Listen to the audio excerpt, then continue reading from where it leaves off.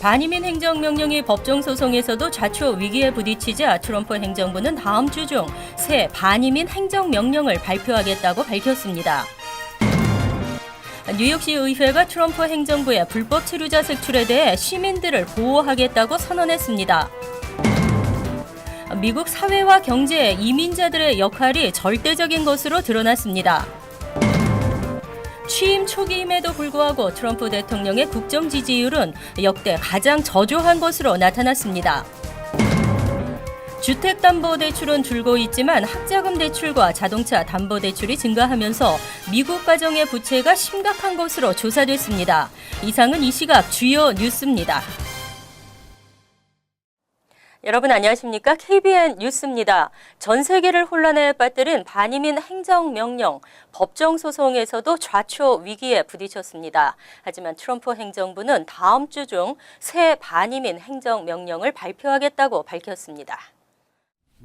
트럼프 대통령은 16일 백악관 기자회견에서 미국민을 보호하기 위한 새 행정명령을 다음 주 중 늦어도 다음 주 중반에는 발표하겠다고 밝혔습니다. 지난 9일 샌프란시스코 제9 연방항소법원이 연방정부의 항고를 기각하면서 다음 날 트럼프 행정부는 새로운 행정명령 옵션이 있다고 발언한 바 있습니다. 또한 새롭게 발표될 행정명령은 사법부에서 내린 결정에 매우 잘 맞춰서 만들어진 것이라고 설명했습니다. 하지만 13일, 14일쯤 발표될 것으로 알려진 새로운 행정명령은 지연되고 있습니다. 당시 트럼프 대통령은 새 이민 행정명령의 내용이 처음 행정명령과 아주 조금 다를 것이라고 말해 기존의 반이민 행정명령에서 크게 벗어나지 않을 것임을 시사한 바 있습니다.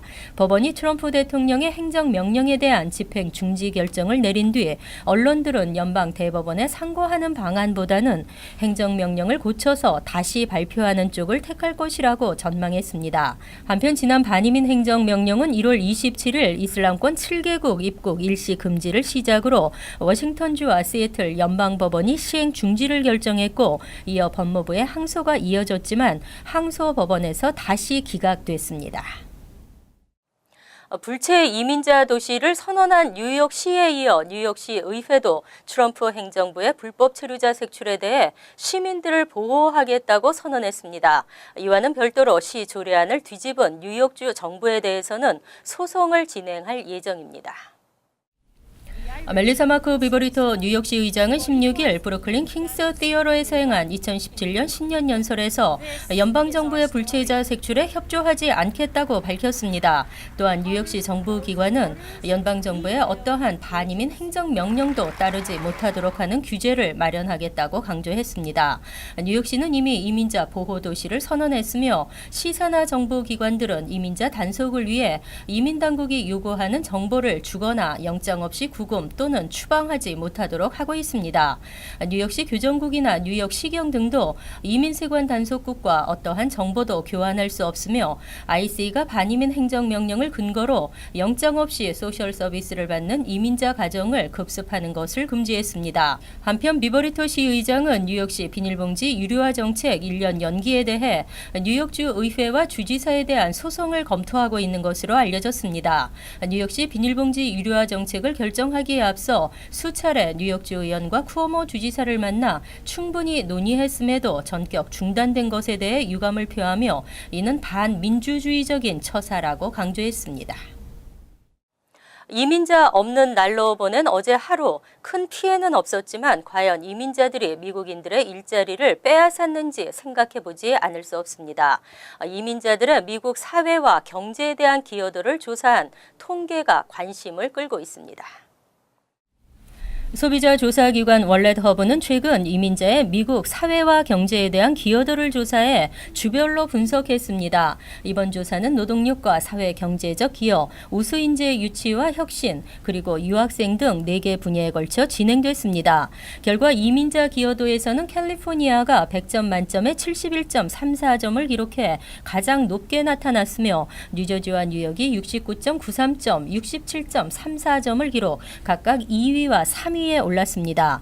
뉴저지는 우수인재 유치와 혁신 부문에서 1위를 차지했고 사회경제 기여도와 노동력에서는 캘리포니아가 1위, 유학생의 경제 기여도는 매사추세츠와 워싱턴 DC가 각각 1위로 나타났습니다. 뉴욕은 우수인재 유치에서 2위, 노동력이 3위, 사회경제 기여도가 4위를 차지했습니다. 외국 태생 이민자가 소유한 기업이 창출한 일자리가 가장 많은 주는 캘리포니아와 뉴저지, 하와이, 플로리다, 뉴욕 순이었습니다. 외국 태생 이민자 가구의 중간 소득이 높은 주는 메릴랜드와 버지니아, 뉴저지, 워싱턴 DC, 뉴햄프셔 순이었고 스템 분야 종사자가 많은 주는 캘리포니아와 뉴저지, 델라웨어, 매사추세츠, 뉴욕 순이었습니다.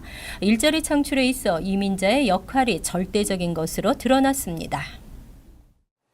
취임 초기임에도 불구하고 트럼프 대통령의 국정 지지율은 역대 가장 저조한 것으로 나타났습니다. 다만 정당 지지 성향에 따라 차이가 극명하게 나타났습니다.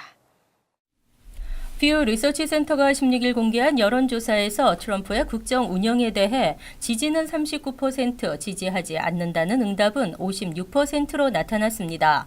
오바마 대통령은 첫 임기 2월 지지율이 64%, 조지 W. 부시 53%, 빌 클린턴 56%, 조지 H.W. 부시 63% 등으로 모두 50%를 넘었고 지난 3일 CNN이 발표한 44%보다 더 떨어진 것입니다. 더구나 1950년대 아이젠하워 대통령 때부터 지금까지의 역대 대통령 임기 초반 지지율 중에서도 가장 최저입니다. 퓨 리서치 센터는 1월 31일부터 2월 2일까지 무작위 성인 1,002명을 대상으로 전화 인터뷰를 통해 진행했는데 민주당 지지자나 민주당 성향에서는 단 8%가, 공화당 지지자 또는 공화당 성향 응답자는 84%가 트럼프 국정 운영에 긍정적인 평가를 내리는 등 정당에 따라 차이가 많았습니다. 퓨 리서치 센터는 반이민 행정명령이 큰 영향을 보인 것으로 분석했습니다. 트럼프의 반이민 행정명령에 대해서도 찬성 38%, 반대 59%로 국정 지지율과 비슷한 결과를 보였습니다. 하지만 공화당 성향 응답자에서는 반이민 행정명령은 지지가 81%, 반대 16%였으며 민주당 성향 유권자 사이에서는 지지 9%, 반대 89%로 극명하게 갈렸습니다. 미국 가계부채가 급증하고 있습니다. 주택담보대출은 줄고 있지만 학자금 대출과 자동차 담보대출이 증가하면서 가계부채가 심각한 것으로 조사됐습니다. 월스트리트저널이 17일 뉴욕 연방준비은행 보고서를 인용 작년 말 기준 가계부채의 잔액이 12조 6,010억 달러에 이른다고 보도했습니다. 작년 4분기에만 2,260억 달러가 늘어나면서 이대로라면 미국인의 가계부채의 잔액은 금융위기 때를 넘어 사상 최고를 기록할 것으로 예측되고 있습니다. 다만 물가 상승률을 고려하지 않아 단순 비교하기는 어렵지만 금융위기 당시 국내 총생산 기준 가계부채의 비율은 85%였고 지난해 말은 67% 수준으로 나타났습니다.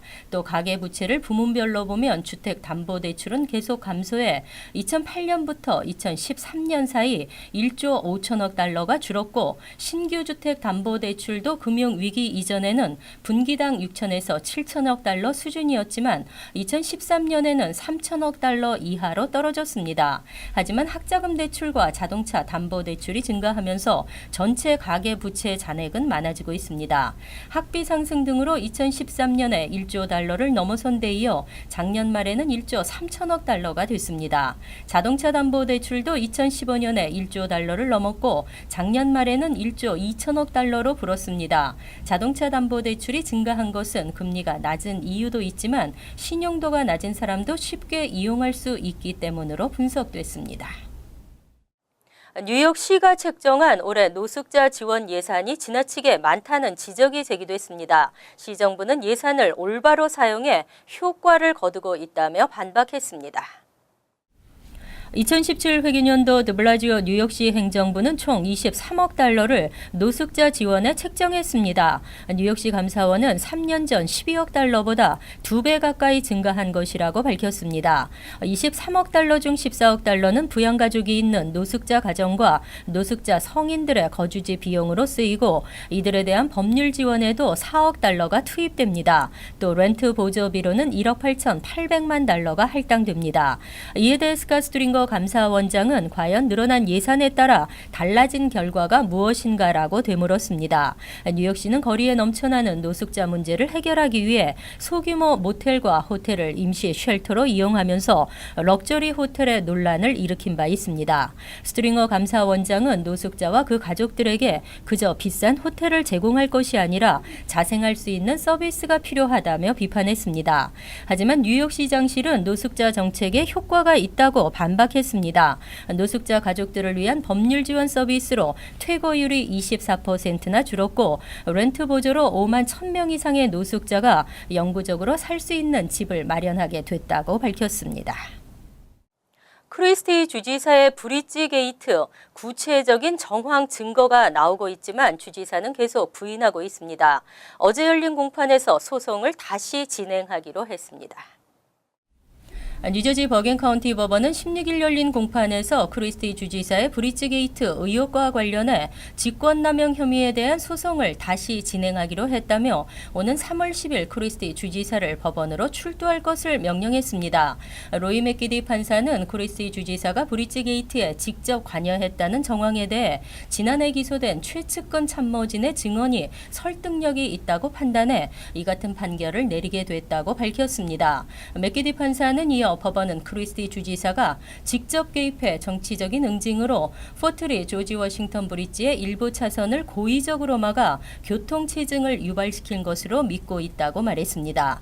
이에 따라 이번 소송은 새로운 국면을 맞게 됐습니다. 한편 크리스티 주지사는 뉴저지 주민에 의해 직권남용 혐의로 피소됐지만 지난달 버겐 카운티 검찰은 직권남용의 구체적인 정황이 드러나지 않았다며 기소하지 않을 방침을 밝혀 논란을 불러일으킨 바 있습니다.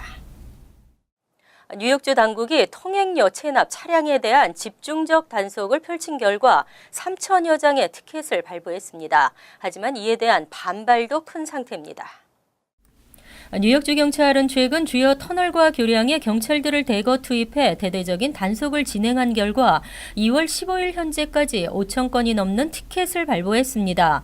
이 중 통행료 체납 차량에 대한 티켓은 3천 장이 넘게 발부됐습니다. 대체로 통행료 체납에 대한 티켓은 연평균 50건가량인 점을 감안하면 기하급수적으로 늘어난 것입니다. 뉴욕주 정부는 통행료를 내지 않는 얌체 운전자들 때문에 매년 막대한 손실을 입고 있다며 단속 강화 계획을 밝힌 바 있습니다. 하지만 차량 운전자들과 지역 정치인들은 경찰의 집중 단속에 항의했습니다. 제프리 다이노위츠 뉴욕주 하원 의원은 경찰 인력이 남아돈다면 지역 순찰 강화와 범죄 현장에 투입해야 할 것이라며 경찰의 집중 단속으로 지역 주민들의 민원이 상당히 많은 상태라고 지적했습니다.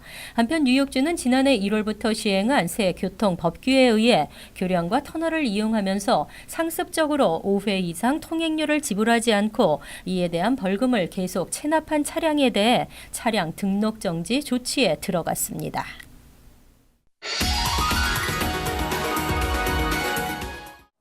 이어서 LA 지역 한인사회 소식입니다. 캘리포니아주 주류 업소들의 술 판매 시간을 현행보다 더 연장하자는 법안이 상정돼 귀추가 주목되고 있습니다. 스캇 위너 캘리포니아주 상원 의원은 지난 14일 캘리포니아주 주류 업소들의 주류 판매 시간을 현재 새벽 2시에서 4시로 연장하고 이를 각 카운티와 시 당국에서 결정할 수 있도록 하는 법안을 상정했습니다.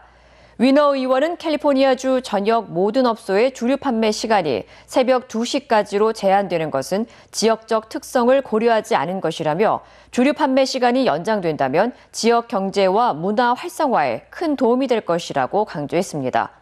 이와 관련해 지난 2013년 마크 레노 상원 의원도 같은 내용의 법안을 상정했지만 통과에 필요한 찬성표를 얻지 못해 무산된 바 있습니다. 한편 현재 뉴욕과 시카고, 라스베가스에서는 이른 아침까지 주류 판매가 허용되고 있습니다. 한미 청소년들의 음악적 소통을 위한 연합 콘서트가 오늘 LA에서 열렸습니다. 한국초록우산 어린이재단과 아시아아메리카 심포니협회, DK 김 재단 등 주최 측은 오늘 저녁 LA 윌셔 이벨 극장에서 한미 청소년들의 음악에 대한 꿈을 키워주고 문화 교류를 확대하기 위한 자선음악회 서울 밋 소울을 개최했습니다. 특히 이번 콘서트에는 에미상과 그래미상 수상 경력의 데이빗 베누아가 지휘를 맡았으며 유명 뮤지션을 비롯한 초록우산 드림 오케스트라 단원들이 초청돼 클래식과 재즈, 팝, 가곡, 국악 등 다채로운 음악을 선보였습니다. 한편 초록우산 어린이재단은 전 세계 어린이들의 권리를 보호하는 글로벌 아동복지 전문 기관으로 청소년을 글로벌 리더로 양성하는 다양한 사업을 펼치고 있습니다. 월드리포트입니다. 새롭고 독특한 아이디어로 머리를 손질하는 이발소가 있습니다. 불 마사지로 건강을 지키는 방법도 인기입니다. 팔레스타인 가자 지구의 한 이발소. 이발사가 손님의 머리 손질을 준비하는데 특이하게도 얼굴과 두피에 화상을 막아주는 선크림을 바릅니다. 준비가 다 되자 조수가 손님의 머리에 불을 붙입니다. 불이 활활 타는 머리카락을 태연하게 빗으로 빗는 이발사. 손님의 표정도 더없이 느긋합니다.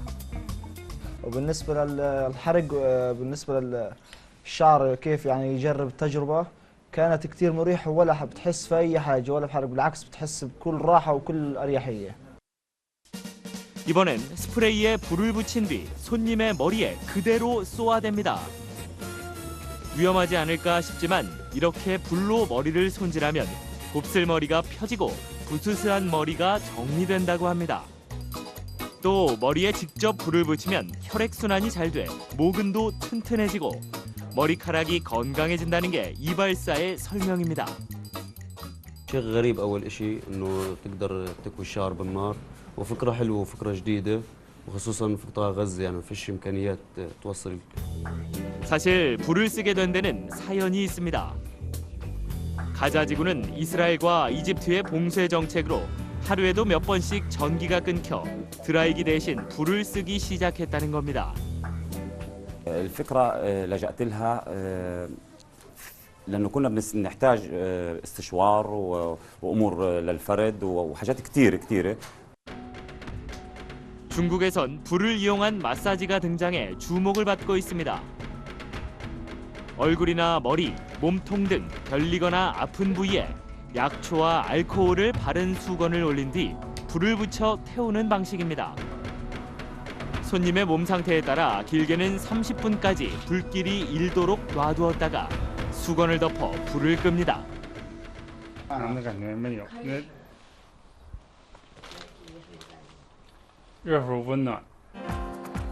따뜻한 불기운과 약초가 몸의 냉기를 없애고 혈액순환을 도와 병을 고치는 것은 물론 피부에 탄력도 준다는 게 업체 측의 설명입니다. 这个病没好的那个病又来了，只能说就靠着这种民间的这种方法呢，它不会损伤别的脏器或者是哪个部位的，就是对我自己。 불을 이용한 머리 손질이나 마사지는 사람들의 눈길을 끌기에 충분하지만 그 효과가 입증되지 않은 데다 심각한 화상을 입을 위험성도 있어 주의해야 한다는 경고도 나오고 있습니다. 간추린 소식입니다. 17일 위스콘신주와 한국이 운전면허 상호 인정 약정을 체결했습니다. 이번 약정 체결로 한국 또는 위스콘신주에서 발급한 운전면허증 소지자는 별도 교육이나 시험 없이 상대국 운전면허증을 교환, 발급받을 수 있게 됐습니다. 이로써 한국과 운전면허가 상호 인정되는 미국주는 모두 20곳이고 한국과 운전면허를 상호 인정하는 국가는 총 139개국이 됐습니다. 지난 12개월간 뉴욕시 공립교회는 총 134명의 카운슬러와 소셜워커가 추가 투입된 것으로 나타났습니다. 지난해 10월 기준 공립교회는 2,902명의 카운슬러와 1,275명의 소셜워커가 근무 중인 것으로 집계됐습니다. 시 교육감은 카운슬러와 소셜워커의 추가 채용으로 13,400명의 학생이 각종 상담을 받을 수 있다며 학생들의 삶에 많은 변화를 가져다 줄 것으로 기대했습니다. 뉴욕시 주택 소유주들에게 상하수 요금에 대한 크레딧을 제공하려던 빌 드 블라지오 뉴욕시장의 정책이 또다시 난관에 부딪혔습니다. 뉴욕주 항소법원은 16일 뉴욕시가 원에서 뚜리 패밀리 하우스를 소유한 집주인에게 1회에 걸쳐 $183 상당의 크레딧을 제공하려는 뉴욕시의 정책에 정확한 기준이 없다며 1심 법원의 판결을 유지했습니다. 뉴저지 잉그루드 병원이 건강한 심장이란 주제로 25일 무료 의학 세미나를 개최합니다. 이날 세미나에는 심장 분야의 정재훈, 조성익, 제임스 클라인 등 4명의 심장 전문의가 강사로 나서 심장질환 예방과 치료법 등에 대해 설명합니다. 또한 10시 30분부터는 사전 예약자에 한해 무료 경동맥 검사를 시행하고 경품과 무료 식사도 제공합니다. 다음은 시사 컬럼이 이어집니다.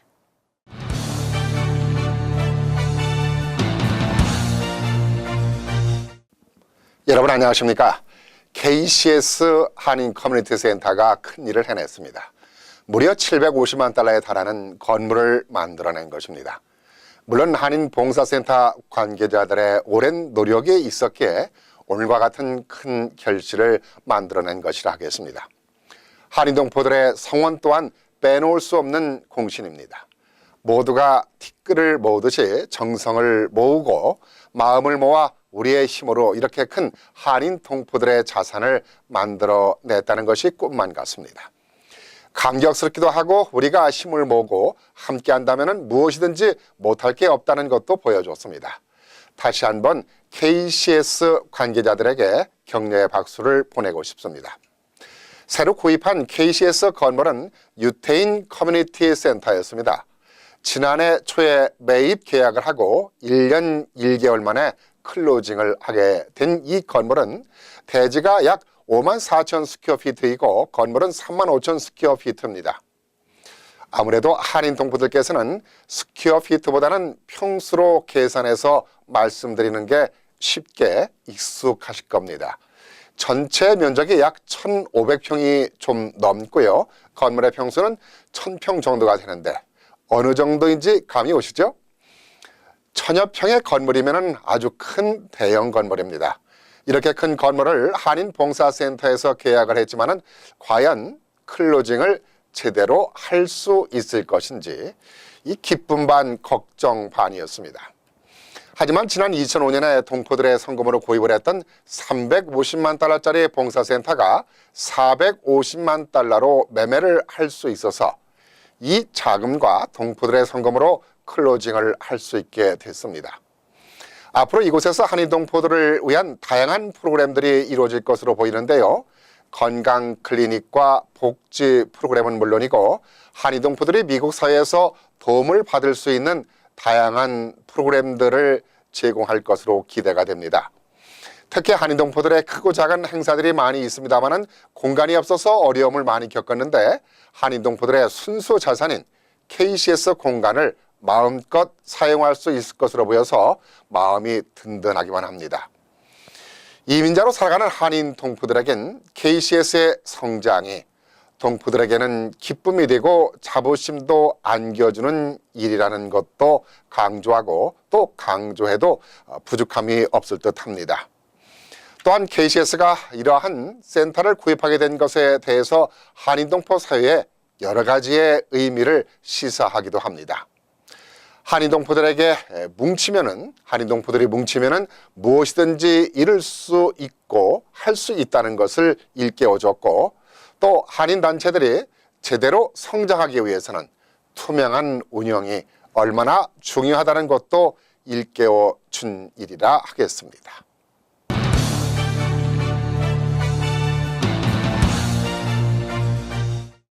환율과 증권 소식입니다.